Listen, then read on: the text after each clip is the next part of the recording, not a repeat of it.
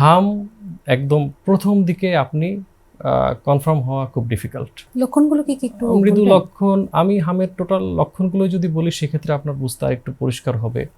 হাম একদম প্রথম দিকে আপনি কনফার্ম হওয়া খুব ডিফিকাল্ট যে মিজেলস দ্বারাই আক্রান্ত বা হাম দ্বারা, কারণ প্রথমের সিমটম থাকে একেবারে ফ্লু, যে সিমটমগুলো থাকে একটু সর্দি একটু কাশি এই টাইপের। তো বেসিক্যালি ফার্স্টে আমরা ডক্টররা যেই 3টা সিমটম দেখে ডায়াগনোসিস করি সেটা হচ্ছে প্রথমত তার কাফ থাকবে, কাশি থাকবে, কনজাংটিভাইটিস, চোখে ইনফ্লামেশন থাকতে পারে কনজাংটিভায়, এবং করাইজা, চোখটা কি লাল হয়ে থাকবে? জি চোখ লাল হয়ে আচ্ছা। থাকবে, এবং নাকের ভিতরে একটা রেডেনিং, একটা লালচে ভাব দেখি আমরা, করাইজা বলে এটাকে। এই 3টা সিমটম দেখে মূলত আমরা এক্সক্লুড করি যেটা হাম কিনা।